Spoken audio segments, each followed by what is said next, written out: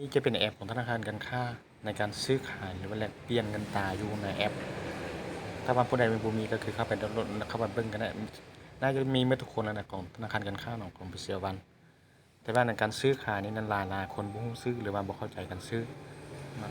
อันที่หนึ่งแม่นโหเข้ามาแล้วพอจะเห็นเนาะเมนูอยู่ลุ่มสุดนี้น่ารักนั่นแหละเปลี่ยนอยู่นี่เอาเข้ามาแรกๆเราต้องมาตัวฝากก่อนเพราะแอปตัวนี้มันบ่คือแอปตัวเก่าแม่นเฮาซื้อขายแบบอัตโนมัติได้เลยเดี๋ยวตัวนี้จะมันยากกว่านิดน้อยนึงก็คือตอนเฮาสิซื้อนะแม่นเฮาต้องโอนเงินเข้าไปเนาะตัวอย่างว่ากีบเขาจะฝากไปเท่าใดจำนวนเนาะดอลลาร์เท่าใดบาทเท่าใดเฮาอยากได้สีหยวนเท่าใดตอนนี้มีแต่4สกุลเงินตอนนี้นี่ลาวของมันมี4สกุลเงินที่ว่าตอนนี้เทรดได้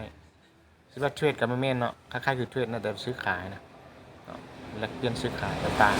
ๆก็ต้องไปเปลี่ยนอยู่นอกอีกตอนนี้มันง่ายเนี่ยราคาก็ถูกกว่าอีก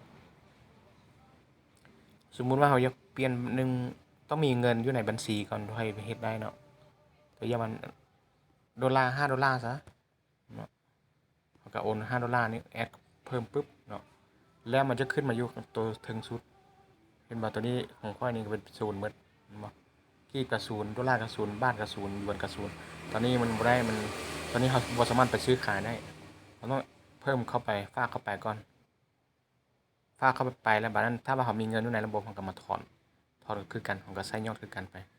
เราค่อยถอนได้ถอนแล้วเงินจะเข้าไปในบัญชีอันที่1เนาะ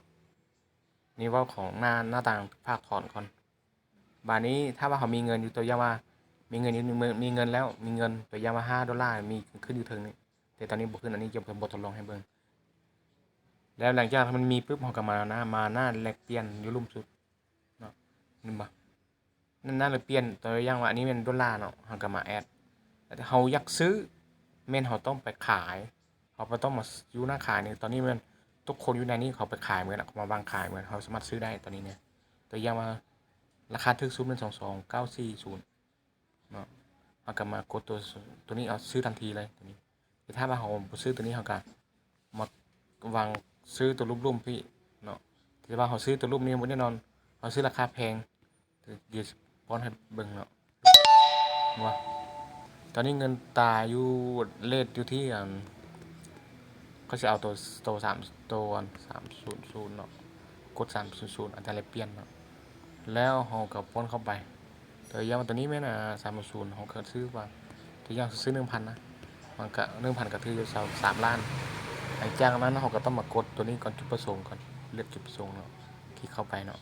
จุดประสงค์เฮาอยากซื้อตัวนี้ไว้เฮ็ดหยังเนาะแล้วเฮาก็มากดตัวยืนยันนี้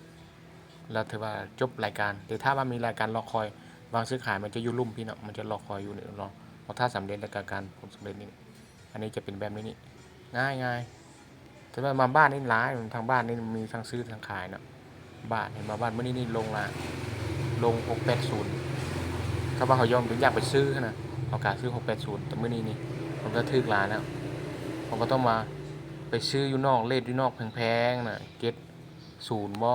เท่านี้นี่ผม75บ่95บ่มีหยังบ่ต้องไปซื้อดอกซื้ออยู่นี่แหละถึกสุดๆเนาะถ้าอยากไปขายเขาก็ขายราคาเลิศนี่บ่ขายราคาอันนี้แม่นราคาแพงแบบทึกนี่นะ